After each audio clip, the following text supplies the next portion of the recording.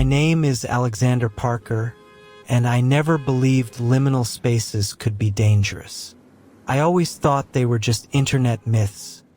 Strange places that look familiar yet make your skin crawl. Last weekend, I walked into our local IKEA for a new desk.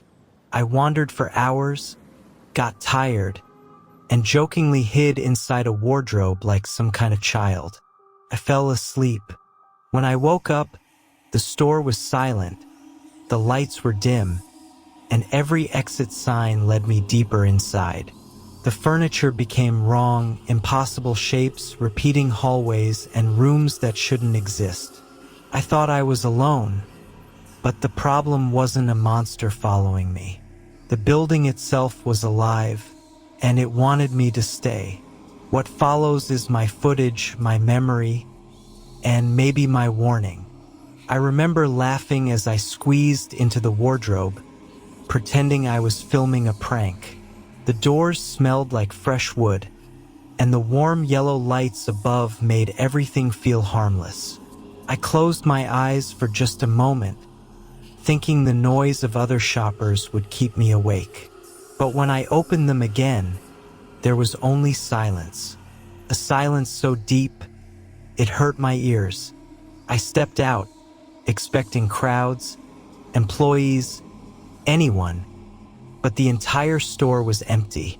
The lights flickered as if they were tired.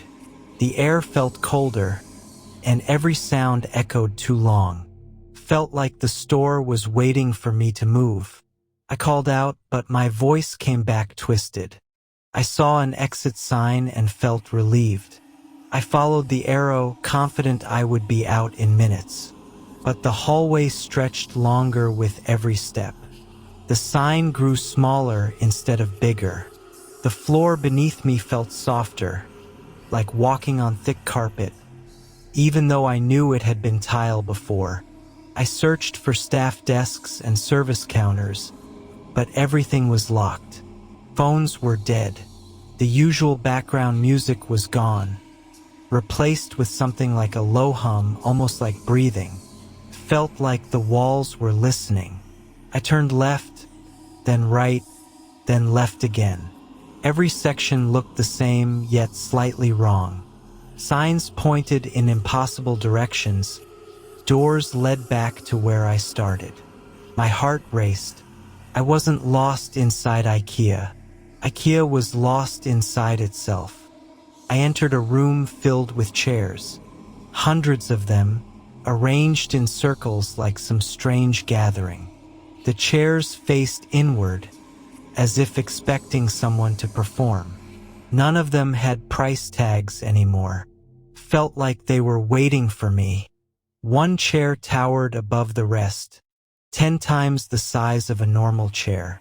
Its legs were as thick as pillars, and it reached toward the ceiling.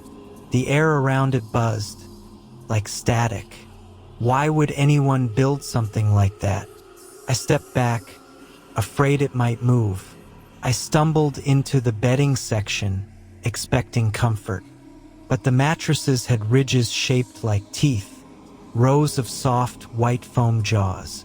When I looked closer, some of them seemed to pulse. I swear one of them breathed. I ran, trying to escape the madness, but no matter what path I took, I always returned to the giant chair. My camera screen began to glitch. My footsteps echoed wrong, as if something else was stepping with me, just a fraction of a second later.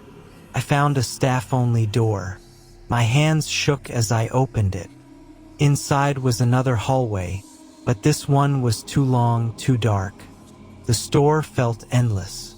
I whispered to myself, "This isn't real." But the walls seemed to disagree. The storage racks went up so high I couldn't see the top. Boxes stacked like skyscrapers. Some boxes vibrated, as though something inside wanted out. The hum from before felt louder here, like a heartbeat. I turned a corner and froze. A mannequin stood alone, facing away from me. That IT has no head, just a torso and limbs. When I blinked, it had moved slightly closer. I didn't breathe. I heard whispers, but they weren't words. They were like furniture scraping, stretching, breathing. The mannequin's fingers twitched. I backed away, but each time I looked up, it seemed closer. It wasn't chasing me. It was learning me. I grabbed a price tag, desperate for something normal.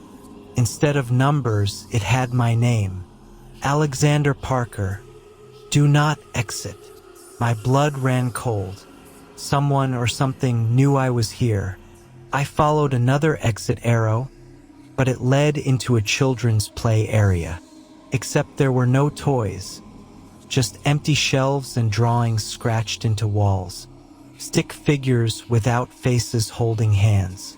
One figure had my hair.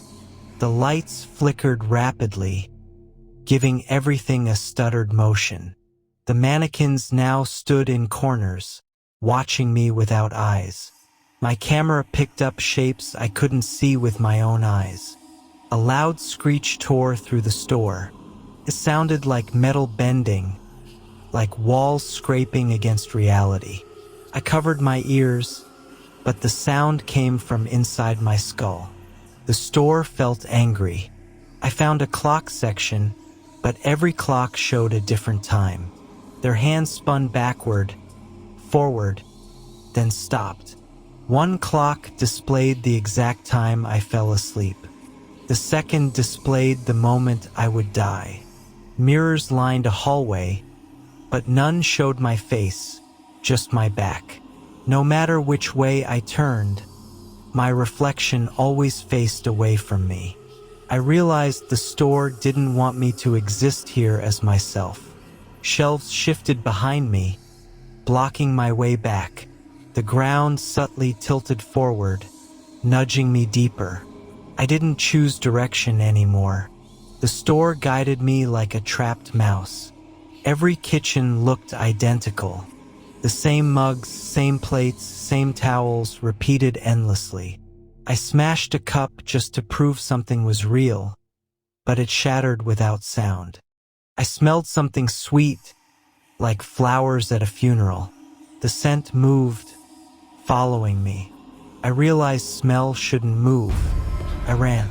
The scent got stronger, as if something invisible was breathing behind my neck. Rows of couches formed a maze. One couch pulsed, like lungs inflating. The cushions trembled as if something slept underneath. I didn't dare look too closely. I heard footsteps, perfectly matching mine, half a second late. When I stopped, it stopped. When I ran, it ran. But it never caught up. It wanted me to know it was there. I entered a room with no exits. Before I could panic, a new door appeared on the wall. I realized the store created paths only when it wanted me to move. I was not navigating it, it was navigating me. The walls turned yellow, buzzing with fluorescent lights. It reminded me of the Backrooms posts online. Carpet squished under my shoes, damp and sour. I wasn't in IKEA anymore. I was somewhere older. No matter where I turned, the same yellow walls returned. The same stain on the carpet. The same flicker in the light. My camera battery was somehow full, but the time on it didn't move. The exit sign whispered to me. It didn't sound like a voice. It sounded like hunger. The arrow pulsed like a heartbeat. I followed it, knowing I shouldn't. The aisle stretched into fog. Shelves were crooked, like they were bending toward me. The hum became a chant. Something unseen waited at the end. I felt my spine tighten, as if the store was tasting me. A glass door appeared. Beyond it was daylight, cars, normal life. I ran. My chest burned with hope. I grabbed the handle and froze. My reflection was smiling. I wasn't. Outside was wrong. The sky was pale and too flat. Cars had no windows. Trees had no leaves. It was a world with missing details, like an unfinished render.